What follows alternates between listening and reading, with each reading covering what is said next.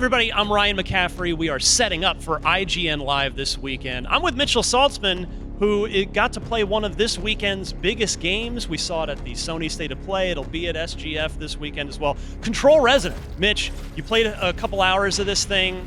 It's been tracking really well so far. It's a very different sequel than IGN's 2019 Game of the Year, the first Control. So what'd you think? You're a big action guy. If there's fast action combos to be had, you are the guy to crack the code and get to the bottom of how good the game is. So how good is Control Resonant so far, based on what you played? It's real good so far. Action games are my lifeblood. These are my favorite.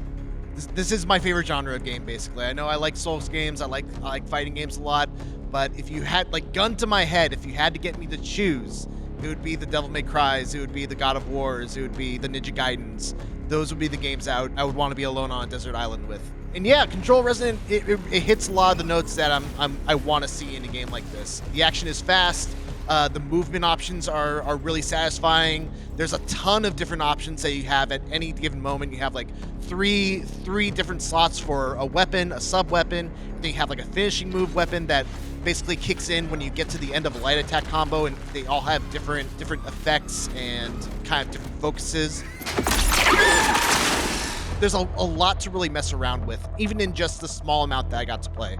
In your full preview on IGN.com right now, you described it as part Control, obviously, part Devil May Cry, and part Doom 2016. Can you kind of speak to those a little bit? Yeah, it's interesting. I'll start with the Doom, because I think Doom is probably the most interesting that you don't really initially will get. I don't think you'll initially see that when you see this game being played.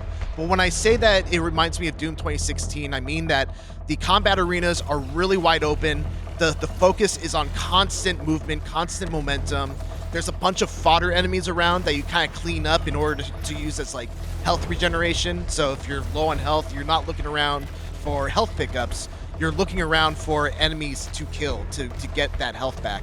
I know you do kind of look around for health pickups in Doom, but just follow with me on this one.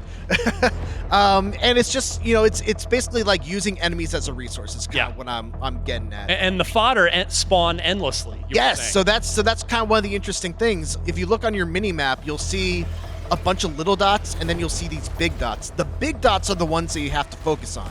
But you don't want to just ignore the fodder enemies, because they will swarm you, they will do damage, they are threatening.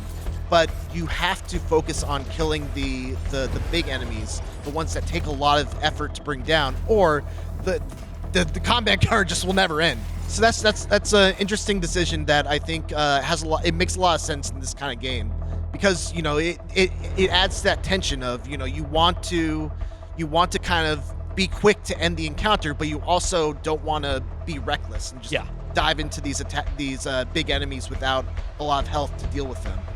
So yeah, so it's really interesting. I think it's a interesting way to kind of design a combat encounter that I haven't really seen done in quite this way in any other game. So the Devil May Cry piece, for the action game sickos like yourself, how deep does Control Resonant go?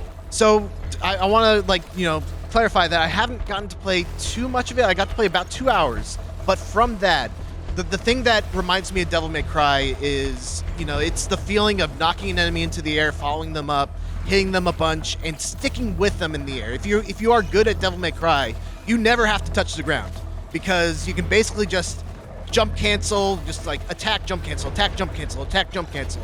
And this kind of has the same kind of vibe, where my favorite thing to do was, I have this giant hammer that we see back there, and I would charge up the heavy attack with it, and usually when you use that heavy attack in the air, it will slam you down to the ground.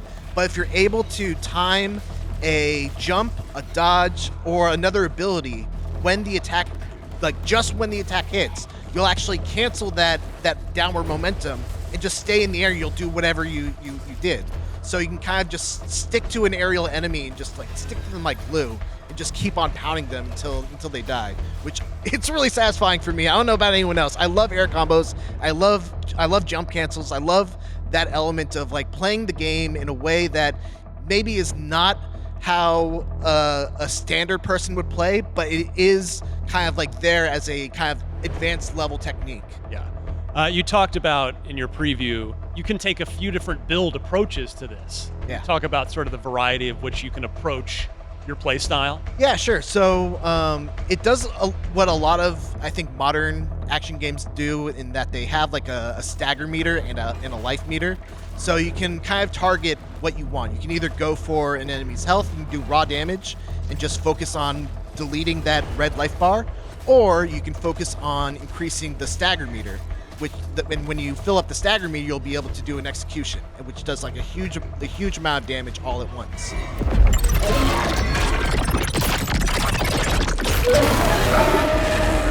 There are certain weapons that maybe deal less damage but are really good at filling up that stagger meter, and there are other weapons that are, maybe don't fill up the stagger meter at all, but they are really good at just chunking away red life. So you can kind of plan your build around that.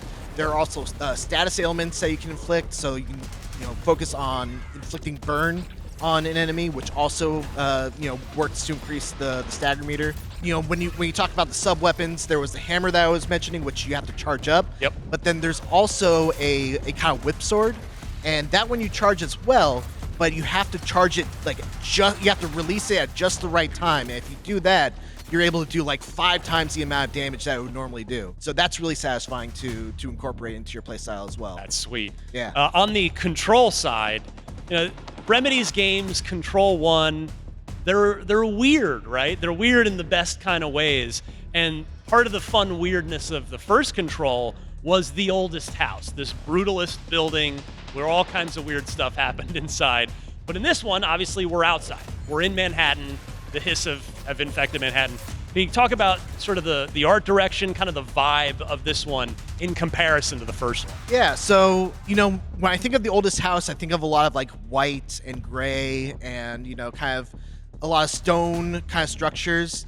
This is much more urban. You're in Manhattan. The hiss has kind of infected it, so you can see there's a lot of red going on. It kind of gives that prototype vibe a little bit when you just look at the outside of the city. I got to play one main mission where basically we were going into a sinkhole, and once you go into that sinkhole, everything around you starts changing, and like the walls start becoming like apartment complexes. Everything starts unfolding. There's a part where it looks like you're looking at a folded out dollhouse with all these different rooms, and you gotta basically jump into the right room and then follow a little path, and then as you exit, you just see even more apartment areas. It is that wild kind of Control style of just absolute insanity unfolding around you. Even though you're not in the oldest house, that is still very much a big part of Control, where the environment changes as you go through it in very interesting and wild ways that almost like brings to mind Inception a little bit. So you said in your preview that you liked but didn't necessarily love the first Control. Yeah. You're a self-professed action game sicko. So now that you've played a couple hours of Control Resonant, are you as excited as you were going into this hands-on, less excited, more excited? Where did you land after playing it for a couple hours? I would say I'm more excited. I wish I got to play more. I always come out of these preview That's events a good thing. It's a very good thing. I always come out of these things wishing I got to play more. Basically, I got to play the beginning of the game up to like the title reveal. I got to play a little bit of the open world stuff, and then I got to play that sinkhole mission. So I really only got to mess around with like one main mission, but from just that, I'm sold on the combat, I'm sold on the world, I'm interested to see where Dylan's story takes him. I think the story of Control is one of the more interesting aspects about it. I really want to see how they pay off the Casper Darling storyline. Yeah, there's a lot that I'm looking forward to in this. Sweet, good stuff. Well, Control Resonant is out on September 24th, PC, PS5, and Xbox. And for all things in the world of gaming, you're already in the right place right here at IGN.